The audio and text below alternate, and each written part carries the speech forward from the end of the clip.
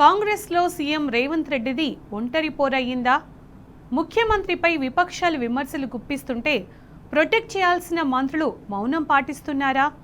Majority ఎమ్మెల్యేలు సైతం తమకెందుకులే అన్నట్లు వ్యవహరిస్తున్నారా? సీఎం రిక్వెస్ట్ చేసిన ముగ్గురు నేతలు మినహా మిగిలిన వారెవ్వరూ రియాక్ట్ కావడం లేదా? దెబ్బకు రేవంత్ రెడ్డి స్వయంగా కౌంటర్ ఇవ్వాల్సిన పరిస్థితి ఏర్పడిందా?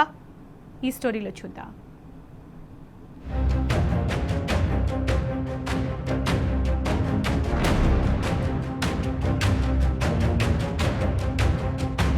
రాష్ట్రంలో కాంగ్రెస్ ప్రభుత్వం ఏర్పడి 30 నెలలవుతుంది. ఈ నేపథ్యంలో సీఎం రేవంత్ రెడ్డిని ఆ పార్టీ నేతలు లైట్ తీసుకుంటున్నారన్న చర్చ జరుగుతుంది.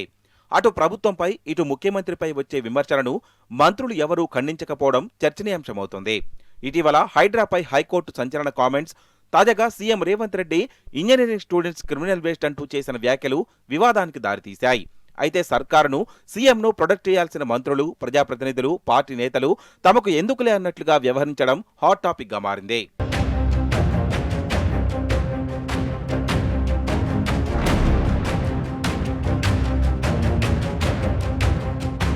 ముఖ్యమంత్రి రేవంత్ రెడ్డి మంత్రులకు పదే పదే విజ్ఞప్తి చేసిన విపక్షాల విమర్శలకు ఎవ్వరూ కౌంటర్ ఇవ్వడం లేదట.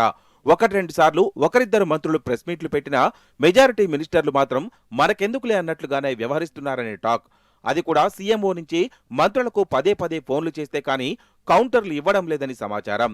ఇటీవల హైడ్రాపై హైకోర్టు సంచలన వ్యాఖ్యలు చేసింది. హైడ్రా కమిషనర్ రంగనాథ్ను తొలగించాలని సీఎస్కు ఆదేశాలు జారీ చేసింది. హైకోర్టు వ్యాఖ్యలు ప్రభుత్వానికి చెంపపెట్టులా మారాయి. దీంతో అటు సర్కార్, ఇటు సీఎం రేవంత్ ఇరకాటంలో పడ్డారు. హైడ్రాను రేవంత్ రెడ్డి తన మానస పుత్రికగా ప్రకటించుకున్నారు. అయితే ఇలాంటి కీలక సంస్థపై హైకోర్టు ధర్మాసనం చేసిన వ్యాఖ్యలపై మంత్రులెవరూ రియాక్ట్ కాలేదు. ముఖ్యమంత్రి దగ్గరే మున్సిపల్ శాఖ ఉండడంతో పట్టించుకోవడం లేదట అమాత్యులు. సీఎం కార్యాలయం రిక్వెస్ట్తో మంత్రి శ్రీధర్బాబు మాత్రమే సీఎల్పీలో మీడియాతో చిట్చాట్ చేశారని చెప్తున్నారు. మరోవైపు ఢిల్లీలో ఉన్న మంత్రి ఉత్తమ్ కుమార్ రెడ్డి ఈ అంశంపై మాట్లాడేందుకు నిరాకరించారు. సీఎం రేవంత్ రెడ్డి పరిధిలోని సబ్జెక్ట్ అని ఆయనే చూసుకుంటారంటూ చెప్పడం హాట్ టాపిక్ గా మారింది. దీంతో రేవంత్ రెడ్డి స్వయంగా హైడ్రాపై హస్తినలో వివరణ ఇచ్చుకోవాల్సిన పరిస్థితి ఏర్పడింది.